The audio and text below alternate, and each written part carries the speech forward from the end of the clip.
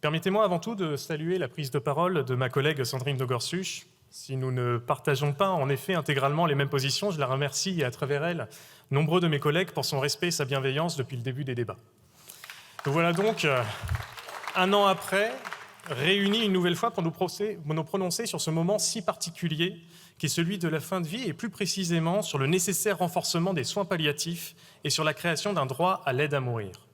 Ces deux ambitions, autrefois réunies en un seul texte, sont aujourd'hui portées par deux lois distinctes.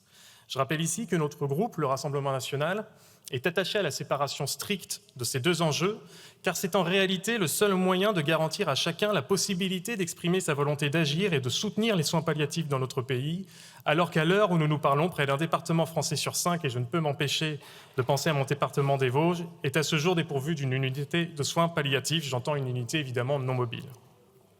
Si, comme une partie de mon groupe, je suis favorable à l'aide à mourir, vous n'êtes sans savoir qu'il n'y a pas au Rassemblement national un avis unanime à ce sujet. Comme cela est le cas d'ailleurs dans un grand nombre de groupes de cette Assemblée.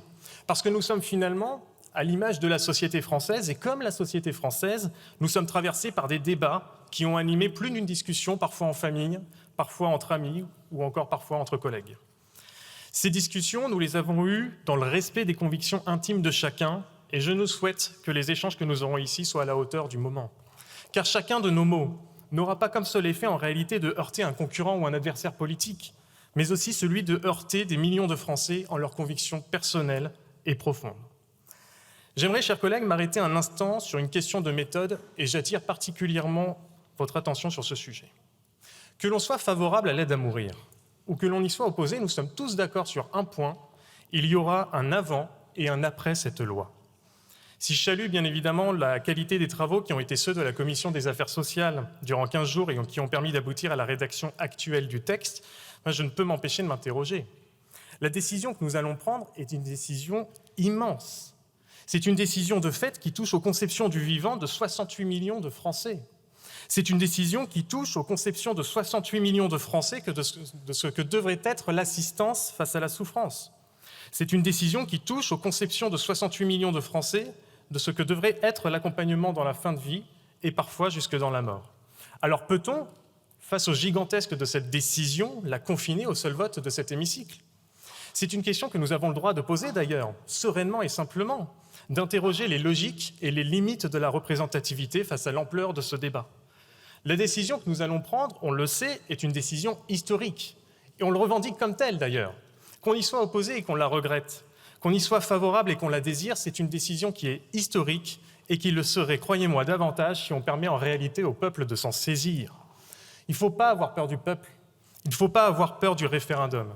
Et je conteste d'ailleurs intégralement l'argument selon lequel le référendum sur l'aide à mourir serait un moyen de gagner du temps. Non, il n'y a jamais de malice, il n'y a jamais de retard, il n'y a jamais de longueur lorsqu'on demande au peuple de décider pour lui-même. Je tiens à m'adresser particulièrement aux parlementaires qui sont favorables à l'aide à mourir et dont je fais partie. Exigez avec nous le référendum. Le référendum, c'est la certitude de la décision. Le référendum, c'est l'effacement de toute ombre sur l'approbation.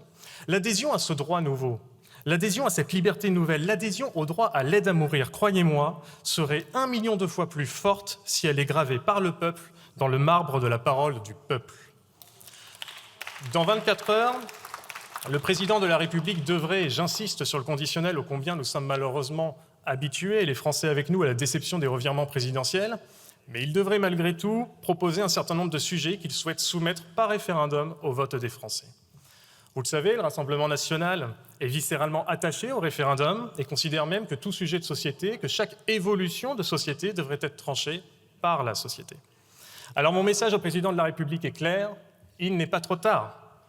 Organisez un référendum parmi d'autres sur l'aide à mourir. Permettez enfin à des millions de Français, quelle que soit leur opinion sur le sujet, de s'asseoir à leur tour autour de la table des débats et de participer de la décision.